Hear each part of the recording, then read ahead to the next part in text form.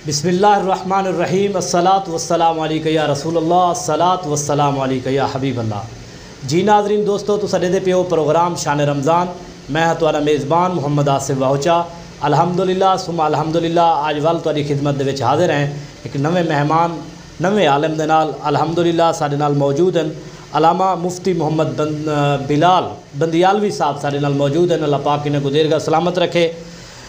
अज इंशाअल्लाह सारा जड़ा मौजू है मुख्तलिफ सवालों के नाल है, क्योंकि पोस्ट वगैरह लई से दोस्तों ने काफ़ी सवाल भेजन तो इंशाअल्लाह हज़रत साहब को सवालात भी जेड़े हैं दोस्तों ने जिन्होंने भेजे हैं वो भी सुनसूँ और माह रमज़ान उल मुबारक के हवाले नाल भी खसूसी पैगाम देसन।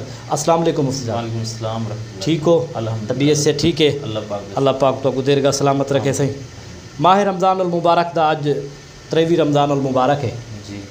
अल्हम्दुलिल्लाह अपने इख्तितामी मराहिल दे विच, क्योंकि बाकी चंद एक दीवारा रह गए उन तो बाद वल जिमें ज़िंदगी बसर थी पी लोगों की करे सन। लेकिन माह रमज़ान मुबारक दे विच काफ़ी सारिया गलतियाँ होंगे जेडे लोग इन्हें चीज़ें को नहीं देते, काफ़ी गलतियाँ कर वेंदे। उनदे विच ये है कि इंसान रोज़े की हालत दे विच, पहला सारा सवाल है रोज़े की हालत दे विच किहड़े चीज़ें का खास ख्याल रखे ताकि रोज़ा भी न टूटे तो गुनाहगार भी न थीवे। जी बिस्मिल्लाहिर्रहमानिर्रहीम नहमदुहु व नुसल्ली व नुसल्लिमु अला रसूलिहिल करीम अम्मा बाद फ़अऊज़ु बिल्लाहि मिनश शैतानिर्रजीम बिस्मिल्लाहिर्रहमानिर्रहीम फ़स्अलू अहलज़ ज़िक्रि इन कुंतुम ला तअलमून आमन्तु बिल्लाहि सदक़ल्लाहुल अज़ीम। आसिफ भाई दूसरा जड़ा सवाल किते उस तो पहले मैं एक आयत कुरान पाक में तिलावत की। अल्लाह ताला ने फरमाया कि फ़स्अलू अहल ज़िक्र कि अहले ज़िक्र से अहले इल्म से सवाल करो इन कुंतुम ला तअलमून अगर तुम नहीं जानते। अगर तुम नहीं जानते तो अहले इल्म से सवाल करो, क्योंकि अमल बग़ैर इल्म के कबूल नहीं है। इमाम गज़ाली रज़ियल्लाहु ताला अन्हु का फरमान है। इमाम गज़ाली रहमहुल्लाह फरमाते हैं कि अल इल्मु बिला अमलिन जुनून, कि बंदे के पास इल्म तो हो लेकिन अमल ना करे ये पागलपन है। लेकिन फरमाया वल अमलु बिला इल्मिन ला यकून, अमल हो लेकिन उसका इल्म ना हो वो अमल दर्जा कबूलियत तक नहीं पहुँचता। सुभान अल्लाह। इसलिए अमल के लिए इल्म ज़रूरी है। तो आपने जो सवाल किया कि रोज़े की हालत में किन किन चीज़ों से परहेज़ करना चाहिए, तो वो तो बहुत सारी चीज़ें हैं, क्योंकि जो रोज़े के मुफसिदात हैं, जिन जिन चीज़ों से रोज़ा टूट जाता है, मसलन खाना पीना है या बीवी के साथ जिमा है, और इसके अलावा और बहुत सारे मुफसिदात हैं। और कुछ रोज़े के मकरूहात हैं जो रोज़े की हालत में जो नहीं करने चाहिए उनसे भी परहेज़ चाहिए। और जो बहुत सारी चीज़ें हैं जो रोज़े की हालत में अदब के ख़िलाफ़ हैं। तो ये सारी तफसील तो अब नहीं बयान हो सकती, लेकिन मुख्तसरन चंद एक चीज़ें जो आज के इस माशरे में वो अहम हैं उनसे एक तो ये कि रोज़े की हालत में बंदा कोशिश करे कि जब मुँह से खून आए तो वो उसको जो है वो मैदे तक ना पहुंचने दे, बल्कि कोशिश करे उसको कुली कर दे, थूक दे। क्योंकि अगर मुंह से निकला हुआ, दांतों से निकला हुआ खून अगर मैदे तक पहुंच जाएगा, नीचे उतर जाएगा, तो इससे रोज़ा फासिद हो जाएगा। और इसी तरह रोज़े की हालत में आम तौर पर तो हम मुफसिदात से बचते हैं, लेकिन रोज़े की हालत में बहुत सारे मकरूहात हम कर जाते हैं।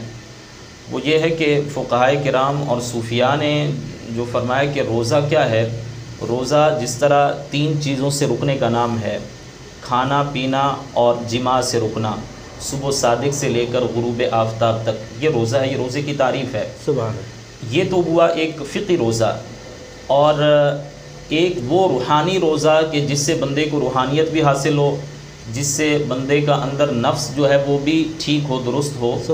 तो उसके लिए जो है वो बंदे को रोज़े के हुकूक भी अदा करने पड़ेंगे। वो ये है कि जिस तरह खाने पीने का रोज़ा है, इसी तरह ज़ुबान का भी रोज़ा होना चाहिए, बाकी आज़ा का भी रोज़ा होना चाहिए।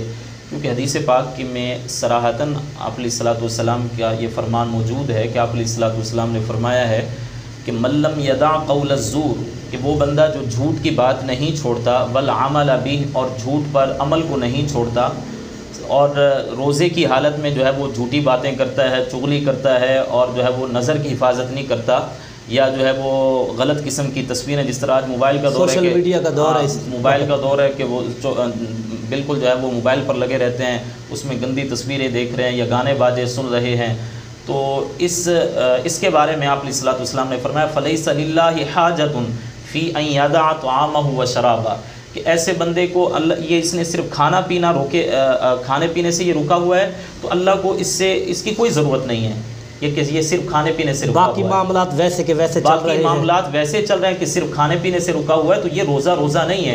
روزہ وہ روزہ ہے کہ جس میں بندہ غیبت سے بھی بچے، چغلی سے بھی بچے، باقی جو ہے وہ جو زبان سے گناہ صادر ہوتے ہیں ان تمام گناہوں سے اجتناب کرے گا تو روزہ اللہ کی بارگاہ میں مقبول ہوگا. اور اسی طرح یہ صوفیاء کرام فرماتے ہیں بہت سارے کہ یہ مسئلہ فقہ کا نہیں ہے. ویسے کوئی اگر پوچھے کہ بھی غیبت سے روزہ ٹوٹتا ہے یا نہیں ٹوٹتا، تو جواب یہ کہ غیبت سے روزہ نہیں ٹوٹتا، لیکن بعض صوفیاء کرام وہ ہیں جو تقوی کے اعلیٰ مرتبے پر فائز ہیں، وہ فرماتے ہیں کہ اگر روزے کی حالت میں اگر کوئی بندہ کسی کی غیبت کر دے تو اس کا روزہ ٹوٹ جائے گا.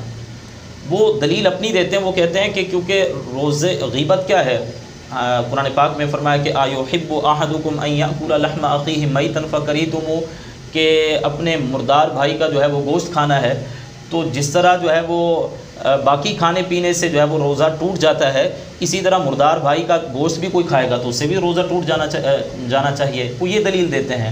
تو اس لیے غیبت جو ہے وہ خاص کر کے یہ عام جو بالکل معاملات ہمارے بن چکے ہیں، کیونکہ حالانکہ یہ غیبت کے بارے میں تو حضور نے فرمایا الغیبت اشد من الزنا، کہ غیبت زنا سے بھی زیادہ سخت تر ہے. تو اس لیے کوشش کریں ان چیزوں سے کہ جب روزہ رکھیں تو باقی تمام جو ہے وہ برائیوں سے بچیں، تمام برائیوں سے کوشش کریں بچیں، پھر روزہ انشاءاللہ درجہ قبولیت تک پہنچے گا اور اللہ تعالیٰ جو ہے وہ روزے کی روحانیت بھی نصیب کرے گا. ماشاءاللہ. ہمارا اگلا